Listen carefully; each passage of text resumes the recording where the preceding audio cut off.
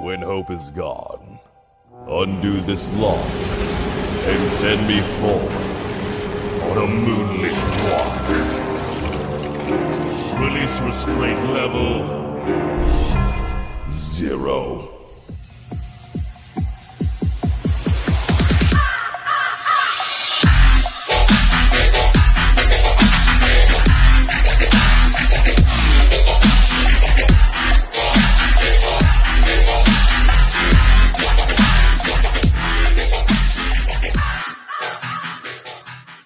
Hey kids, wanna see a dead body?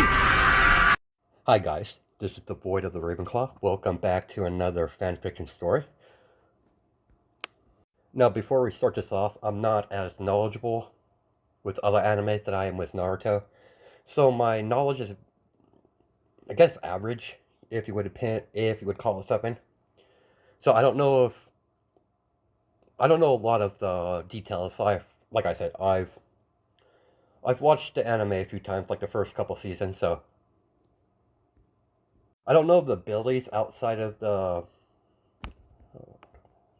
Rin Sharingan. I believe that's what it's called, but I'm not totally sure.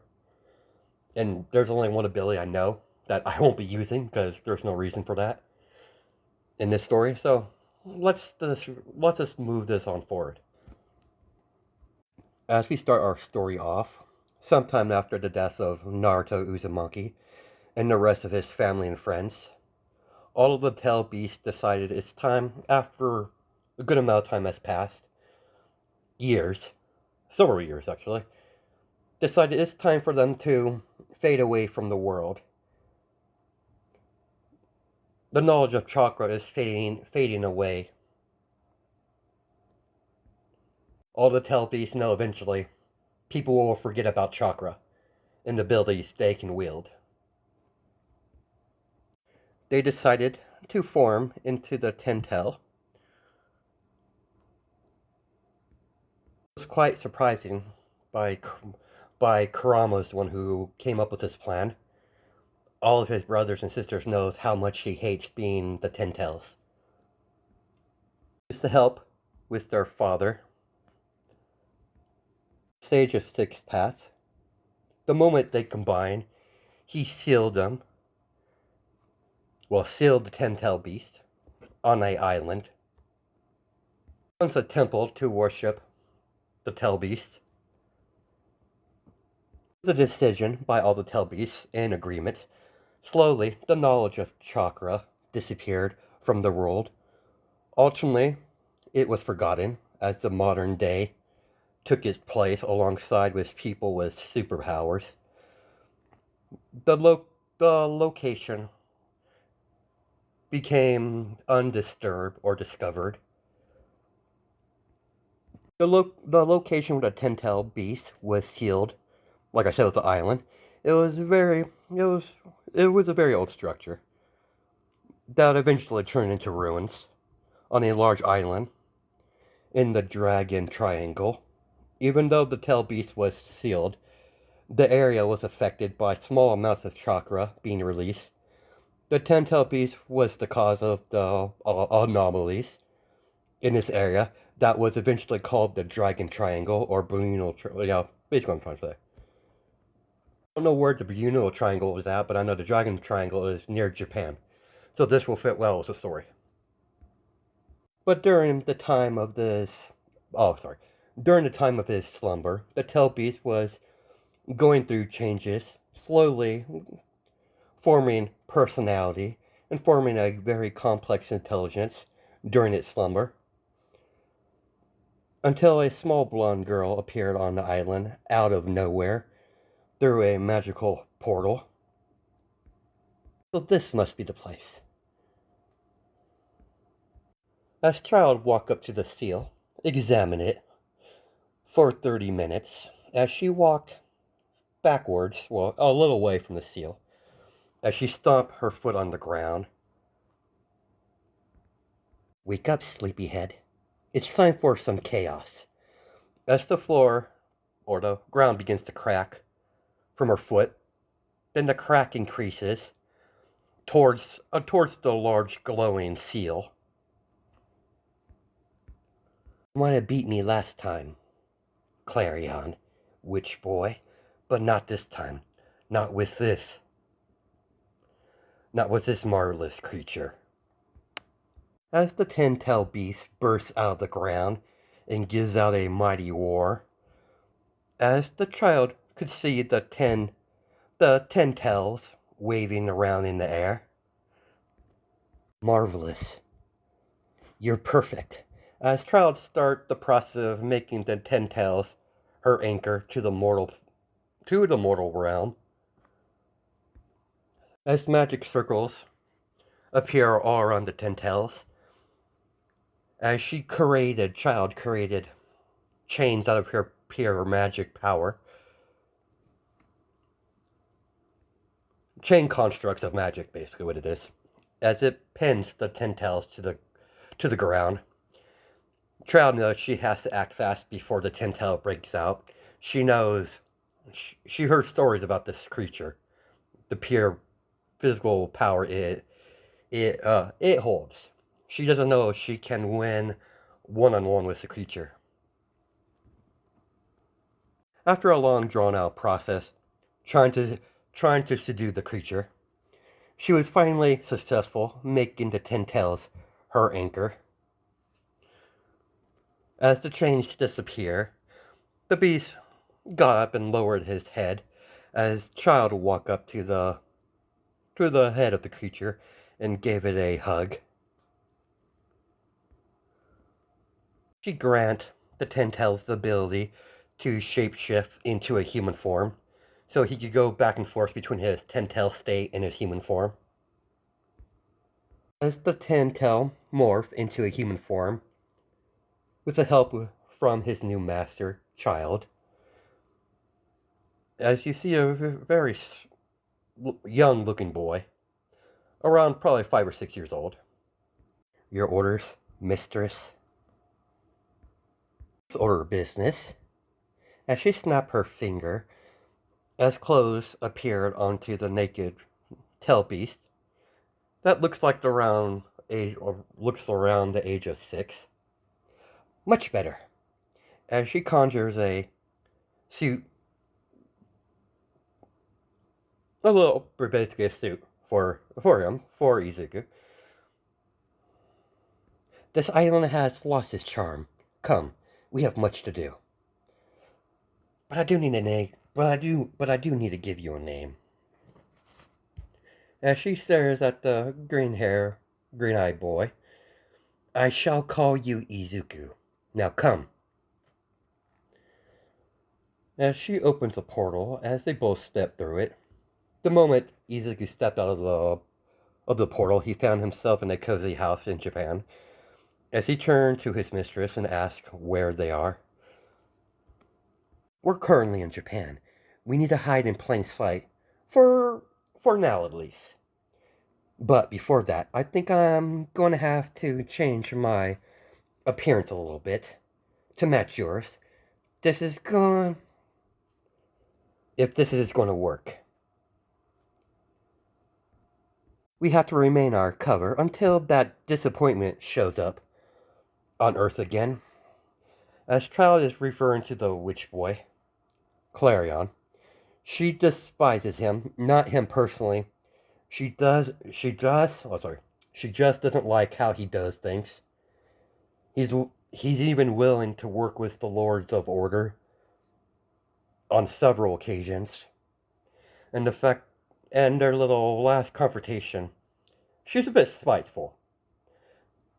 I need to find an adequate vessel. We're going to take a tour around the city. It's a shame I'm going to have to get... It's a shame I have to change my shape.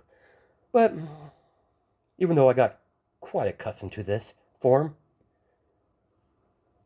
as she holds on to Izuku's hand as they walk down the street to observe the different type of humans.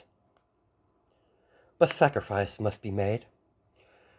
Child noticed there's some sort of gathering down the street. She finally figured out why they were gathered up. Apparently, civilians were watching a hero fight a villain.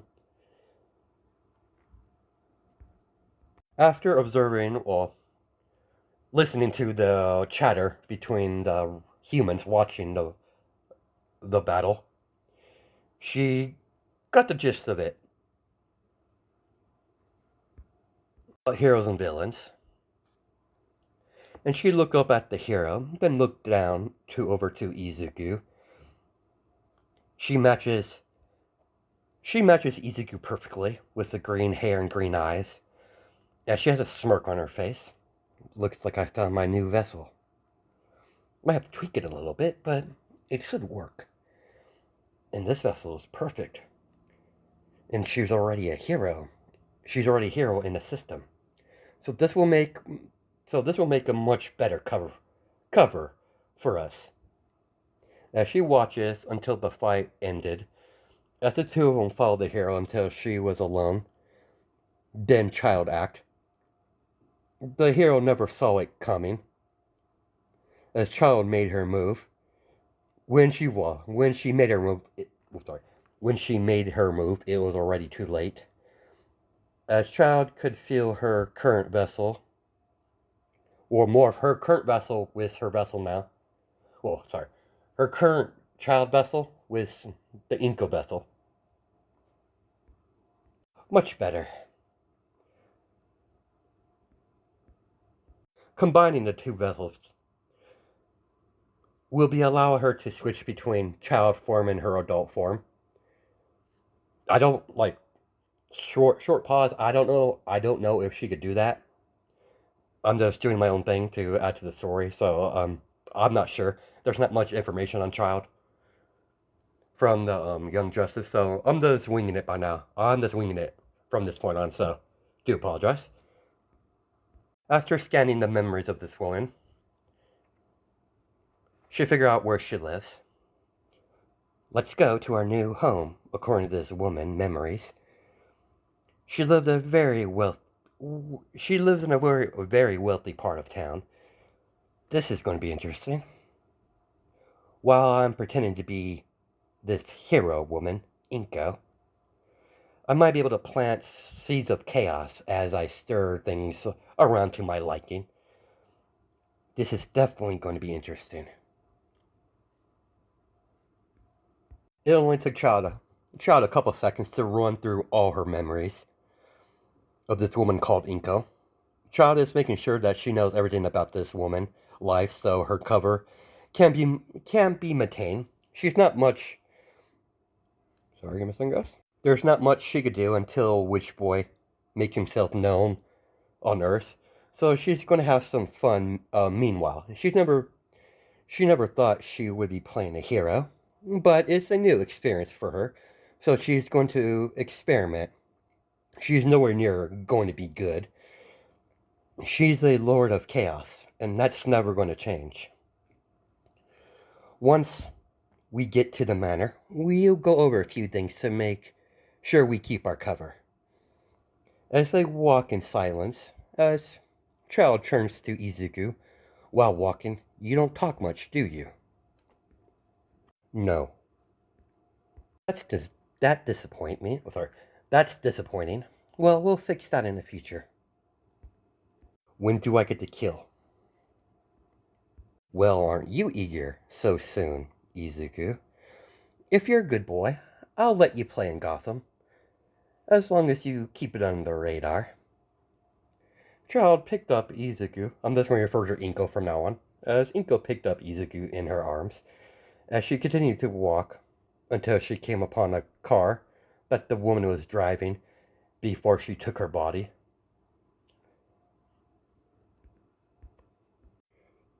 Inko put Izuku in the passenger seat of the car. Then she got in the driver's seat and began to drive. With the memories of the woman, she's able to drive a car, and the rest of her skills that the woman knows. Your typical normal stuff. The moment they entered the manor, she took Izuku to one of the empty rooms, away from the staff, as she explained what their cover is going to be, and she informed Izuku to call her mother from now on, and she'll do the same on on her end. She explained to him she kept him secret to guarantee his safety because of being a hero. That's what Child decided her backstory is going to be, to explain a son that came out of nowhere. In the meanwhile, she tweaked Izuku's human form so it will, well, the looks will age as the years go. Un, until it gets to a certain point where his human form will look like it stopped aging. Period. Probably when his human form looks around probably 20 to 21, he'll stop aging entirely. Oh, at least for his human form. And he's a tail beast, so he's not going to get old. So let's let's continue. It's when it comes to looks, anyways. As we cut to 2 weeks later, as Child is waking up, as she's getting ready to start her day, she has to make a pit stop at one of the hero agencies. They requested her assistance on a case. Apparently they're having a trouble tracking down a group of terrorist group that's been attacking the general population and attacking heroes whenever they see them. This group started to be more streamlined across the different criminal organizations. They're still trying to pinpoint the source of this organization, but the hero agencies are having a hard time tracking down their source. After making sure her little familiar is in that human school, she made her way over to the agency until she got a text message from Midnight. She wants Inka to meet her at the nearby cafe, near the agency. She found the lead and she wanted to discuss a few things. Once Child entered the cafe, she immediately scanned the room and saw Midnight in her civilian clothes, drinking some tea. She made her way over there, in her civilian clothes, of course. Yeah, she sat down right across from Midnight. Good you're here. Sorry if I had to call you so sudden. It's quite alright. I'm surprised you're working during the day. I know you work mostly at night. Normally, I would, but there's been reports. Oh, well, the reports I've read that they're active as much as during the day as they are at night. We just have to do a little bit of undercover work. We need to locate one of them and follow them back to their nest. So we just need to keep on their base, wherever it is, for a few days. Seems like a solid plan. Now that's done with. Sorry. Now that we're done with work talk, how's the little one doing? Not gonna lie, I was quite surprised to know you have a son. Oh, he's doing pretty good. He's at school right now. As we cut to Izuku waiting in line to get into the bus, or getting onto the bus, that the preschool is pretty much going on a field trip. He was forced to share a seat with a girl with long black hair, as Izuku took the window seat, while Momo took the seat next to him, on the other side of him. As Momo turned to Izuku, we haven't been able to talk to each other. Hi, I'm Momo. Would you like to be my friend? Name's Izuku. As he turned his attention towards the window again, as she nodded her head, getting the confirm of his name, and she has a smile on her face. I like your long hair. It's very pretty. Thank you, I suppose. Momo easily figured out that he's not much of a talker, but she figured he would open up eventually to her. She's really dead set on making Izuku her very first friend. None of the other kids in her class will talk to her. They think she's weird because of her high intelligence.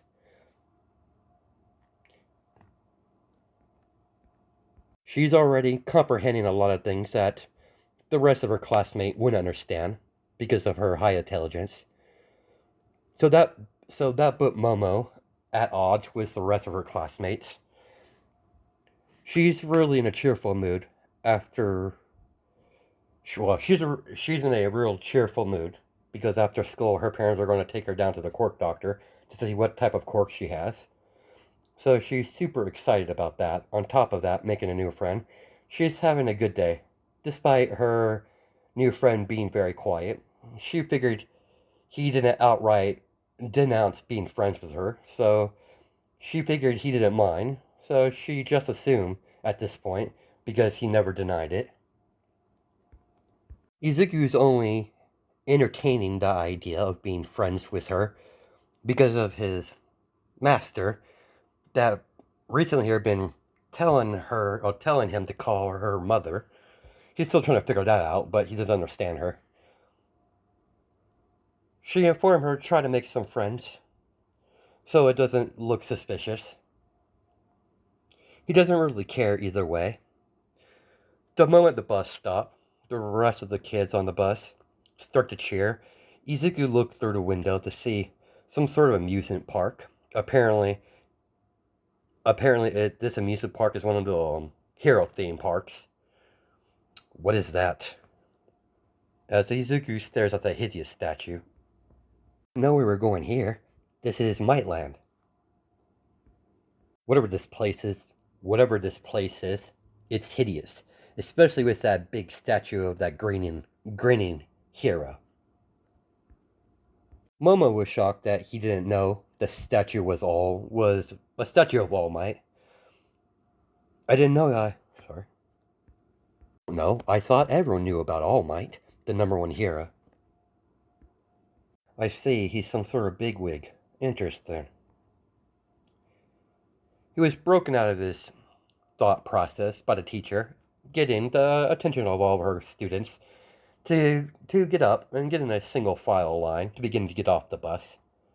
The rest of the class eventually head to the entrance to the Hero Amusement Park. When he finally got inside, everything seemed normal on the surface. The moment Izuku went further into the theme park, he can feel all the hostility scattered all around the park. Izuku couldn't help but form a grin on his face as he saw one of the humans that was emanating hostility. He saw on his body a hidden firearm under his coat. Izuku couldn't help but have a vicious grin on his face. And what got him more interested in these humans, as they all seemed to be staring at him, clearly looking at him. I see, so they're after me, are they? Interesting. Izuku led a group of these humans that clearly are after him. As he walked away, as he walked into a maze. The moment he entered the maze, he heard gunshots from outside.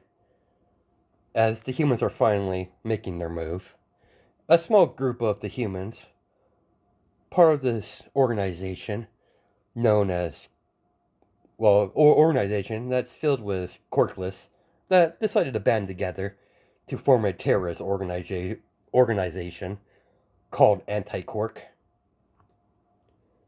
The first thing he did when he entered the maze was use sand he's able to create and to destroy all the cameras as he's walking across the maze so no one can see what he's about to do. He's tired of being cooped up and being docile for so long. He wants to kill. And he wants to kill now. The three members of anti-quirk chase down their target as they're trying to attempt to kidnap the kid. He's the only child of a hero that they were able to get. Endeavor residence is way too heavily guarded. Izuku seems to be the perfect target for this organization. At least that's what they believe. The moment they turn the corner into the maze, the lights in the maze begin to flicker from on and off repeatedly. The three men are getting a bad feeling about this, but they have their mission to complete as they push forward, ignoring their natural instinct to telling them to run. 15 minutes after they enter the maze, they hear a terrifying roar echoing all around the maze, where the lights are no longer working, as a black tail wrapped around one of the members of the terrorist organization and yank him into the darkness, further into the maze, as everyone could hear the man screaming, as they hear crunching noises, as they heard a couple gunfires coming from their captured friend, until they heard a loud crunch, as they start hearing goggling noises from from their friend being coughing up, choking on their own blood, as they could hear the sound of eating echoing throughout the maze. One of the tails shot out of the darkness as one of the anti-quirk terrorist members, both of them opened fire, as all they could see is some sort of black tail shooting out of the darkness, as the bullets just simply reflect off of it, as one of these black tail wrapped around one of the men, and kind of chopped him in half by the waist, as a humongous black claw comes out of the darkness and grabbed onto the two pieces of the two pieces of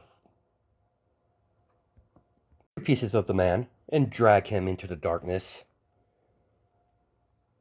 As you could hear the munching down on flesh and hear him breaking bones occasionally, until there was pure silence.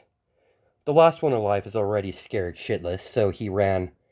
He ran the way he came in, panicking, trying to find a way out of this maze. When he turned his head backwards, he could see something that was clearly following him.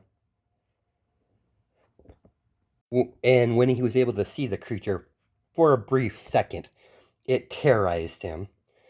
As he saw the creature for a brief second, as he sees the glowing eye in the darkness that has an ominous feeling, as the Ren Sharingan glow terrifying the man as it's glowing in the dark right behind him. As he saw glimpses of the teeth on the creature,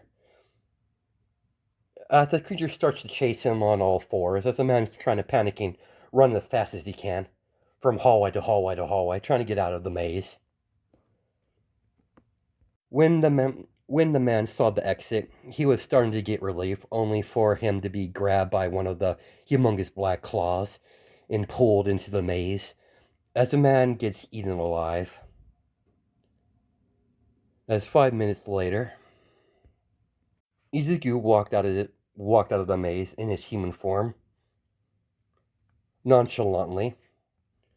A hero did eventually find him after a few minutes, as they guide him back to the rest of the civilians with the rest of his class. The heroes were able to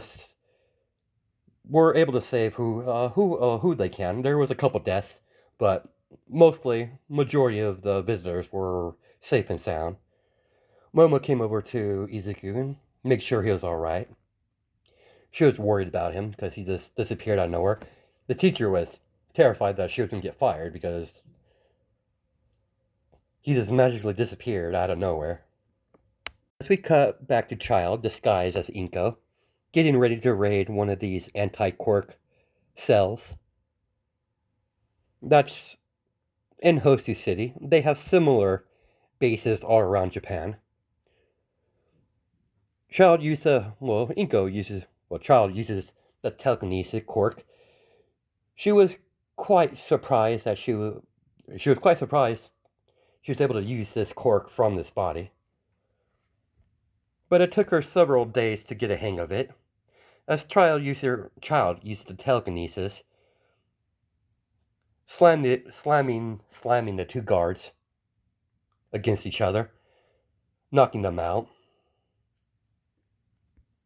When Inko ripped the door off his hinges with her telekinesis, Midnight immediately acted and ripped off a part of her suit, like on the wrist, as she began to activate her quirk. As she used her quirk to knock out majority of them. As several units of SWAT come running in with gas masks and begin to capturing the members of these criminals in the warehouse. Midnight and Inko try to find any intel that was left behind by this criminal organization as they step into a room filled with pictures of Inko and Izuku. Where's your son? Probably still on his field trip. As they both head back to the school to see where the field trip was being held, Child is only acting to be scared about Izuku. She knows well far too well that her familiar can clearly handle a few humans by himself. She's just worrying he hasn't gone on a rampage. But she has to keep she has to keep her appearance on of a worried mother, so people don't find her suspicious of acting out of character. When she made it to the school, she saw Izuku as one of his classmates. That's where she met the parents of Momo Yaoyorozu. After a brief conversation with the two of them, they separated on their own way. She simply smiled at Yaoyorozu and excused herself. As she's holding on to Izuku's hand, as she's walking out of school. I take it you had a nice snack on your field trip? Yes, I did. It was quite enjoyable. Who are those humans anyways? The ones at the amusement park. Clearly they were looking for me. Apparently the humans that did attack the amusement park, they're from this organization called anti-quirk, some sort of human terrorist organization. After today's events, I highly doubt they'll go after you again. Anytime soon, at least. I want to devour them. All of them. I have no doubt you will at some point, dear. But for now, let's lay low. Keep everything normal to our normal routine. A lot of eyes are on us, so we don't need to act out of the ordinary. It shouldn't be long before we get what we want. I'm also investigating this group called the League of Villains. I've heard whispers of them. Apparently, there's rumors saying that this League of Villains are following the orders of someone called All for One. But there's no concrete evidence of that, at least. I find them interesting. And I also heard the number one hero mention this All for One by name. Apparently, they have some sort of history. But for us, it doesn't really matter who this human is. He's no threat to me or you. As we jump several years, Izuku's human form looks about around the age of 14 years old, with long green hair with green eyes. He has to wait 6 or 7 more years until his human form will stop aging entirely. It's still no sign of this witch boy on Earth, so the child is focusing on her energy, finding this League of Villains. She's mostly curious about this group. Despite his best efforts to separate himself from, well, despite Izuku's best efforts to separate himself from the human female known as Momo, seems futile. The human seems to be dead set on talking to him. Izuku finds her to be quite stubborn. Eventually, Izuku met her other friend that she made one year by the name Shoto Todoroki. Izuku got along with this human fairly well. Izuku would occasionally start a conversation with Todoroki. Over the years, Izuku's lessen his bloodlust. He found a few good outlets to redirect his bloodlust. As you see Izuku dodging attacks from a local gang, Izuku hunt downs these type of fellows once in a while to quench his urge to kill. Izuku began to hunt down this gang at their base by one of their members accidentally spilling soda on his uniform. When he accidentally bumped into Izuku, and he was quite furious about that because he doesn't want to get a new pair of clothes. He could easily fix it with magic, but it's out of principle. Each time he get attacked, he simply either dodge or use his fist, dodge their fist and slap their fist away with the back of his hand. Izuku found beating punks a good outlet for his aggression. He occasionally eats a punk or two now and then, but most of the time he just beats them down to a bloody pulp because he likes to enjoy hurting humans. He gets some sort of twisted satisfaction seeing humans in pain, seeing the pure dread in their eyes when they realize they have no chance to escape. Izuku started to yawn as he tilted his head to the left, then to the right, as he dodges Bull's attempts to strike him across the face, as he grabbed onto his wrist and threw out a high kick, landing a solid hit across the human's face, as they go flying back, hitting a brick wall, as Izuku fixed his school uniform. So, who wants to be next? Instead of one of them attacking, they all attack him all at once, as he's dodging every single one of their attacks.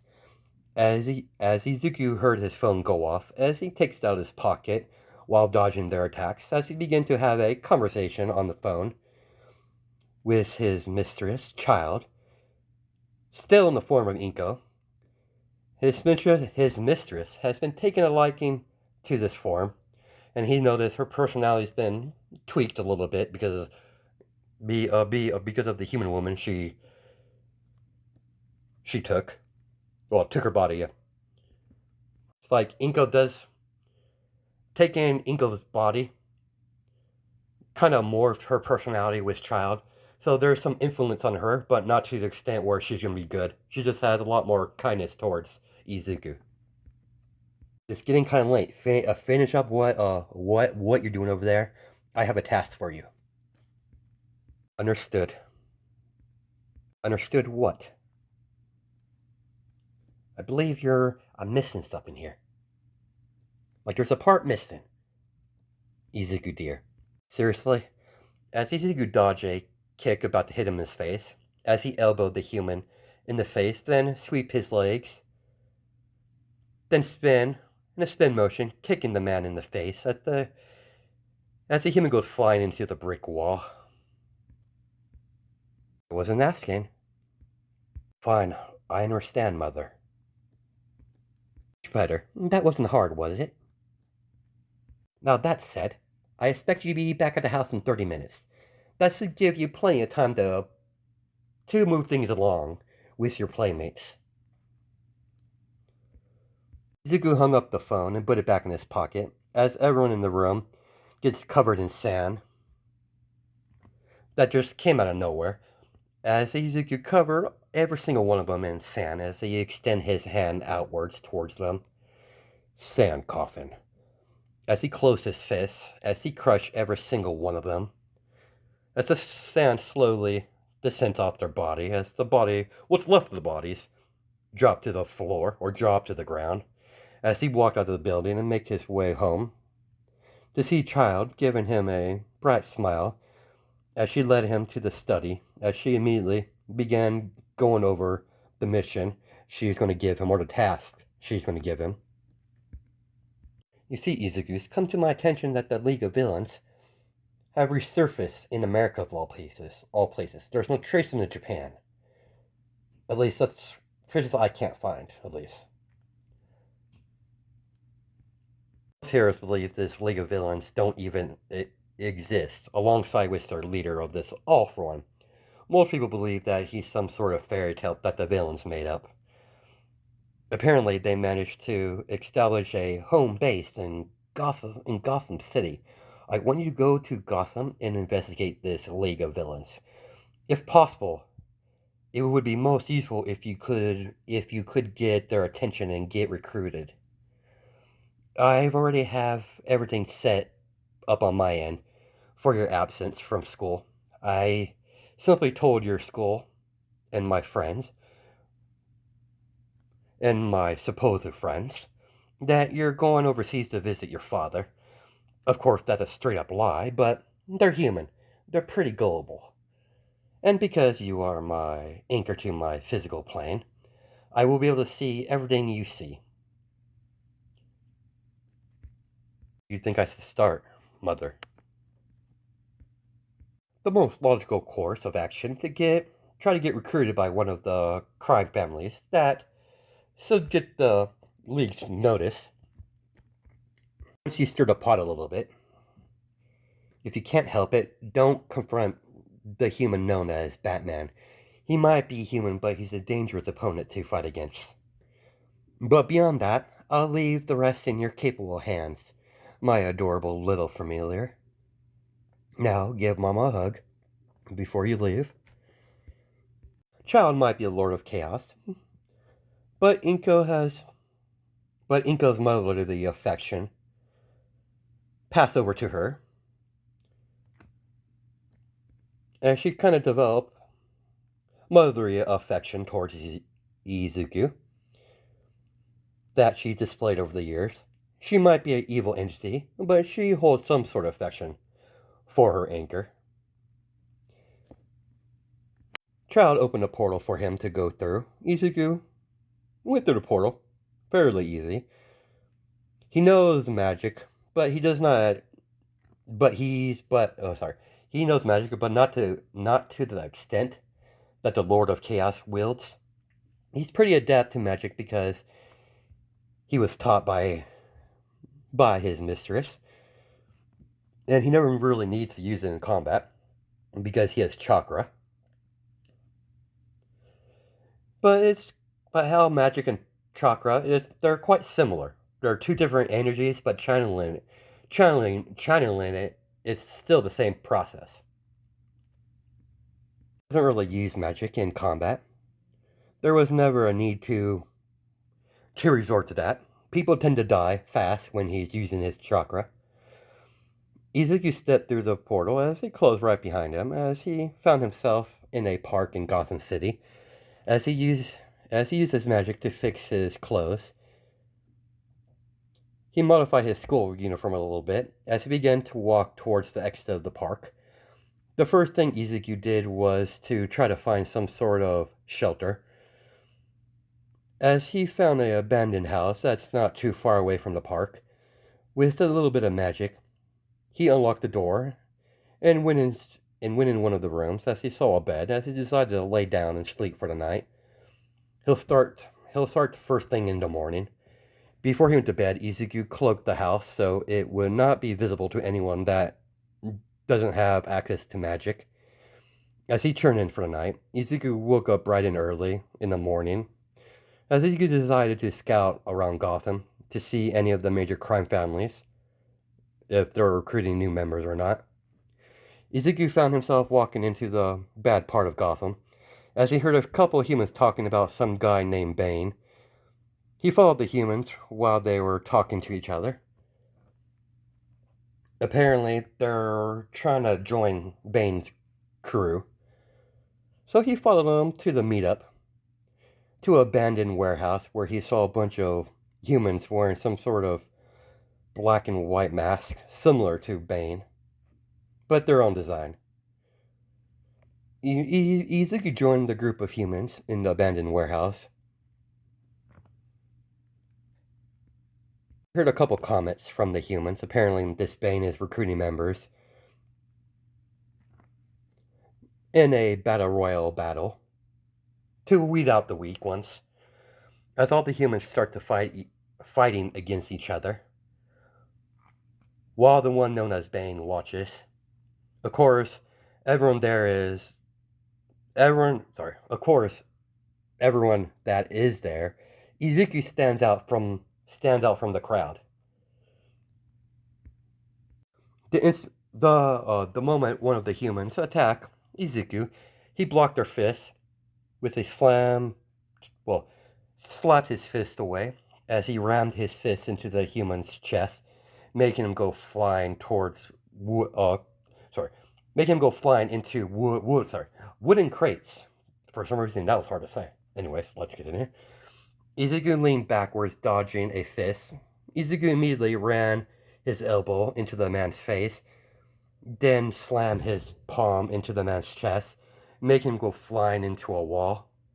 As he dodged another attack, as he ducked under a kick, then spin in the middle of the air, then kick the guy across the face as he goes flying into a wall, head first, breaking his neck. Interesting. Despite his small stature, he's quite strong and quite talented in hand-to-hand combat. He'll definitely he'll definitely fit well with us. Wouldn't you agree, boys? As all of his men nod, nothing negative to say about the boy, as Ben continued to watch the young man fight full-grown men with ease. The battle royale continued until there was only 10 members left. Izuku heard clapping as everyone stopped fighting. Well done. For ones that are still standing, congratulations. You have met the cut. Welcome aboard, boys. You with the green hair, what is your name? Izuku. A fine name. Japanese, I take it? Yes. But follow me. We're going to take you back to the base. Then someone will explain to you your daily duties and what sort of operations we do here. Izuku, I have a test for you. Nothing too difficult. I want to see what you're made of. There's a smaller gang that operates in my territory. They give me protection money. Sadly, they haven't paid this month. They haven't paid what they owe me. It's like I said, it's already been a month. It's already been a month overdue. I want you to fetch my money and discipline the youngsters if they're refusing to pay up. You can kill them if you need be. If that's the case, then make an example of them. It will make a warning for the rest of people need to pay up. But before that, let's get you situated. How things are run around here. As they all enter a van and they make their way over to their main headquarters. After Izuku got the rundown, what's expected for a new recruit of all the new members of this crew. Normally, all the members of the crew are handed down their very own mask. It's kind of tradition when it comes to the members of Bane's little gang. But instead of giving a luchador mask, he gave Izuku a Japanese mask, different from a normal recruit. Instead of giving him a normal mask, he gave him a different one that makes him stick out. as Izuku got handed a pitch black fox mask with gold markings all over the mask to make the black fox mask more unique. Izuku looked over the mask with with great attention to every detail of the craftsmanship of this black fox mask. Figured this mask would suit you better than a luchador mask. What's common from my men. I got that little object on one of my little vacations when I went to Japan, a lovely country, and the culture is quite a, a breath of fresh air. Izuku infused some of his chakra into the mask as Izuku put the mask on his face. The mask has no strap. The only thing keeping the mask on Izuku's face is the infused chakra. The color of Izuku's chakra is this pure black.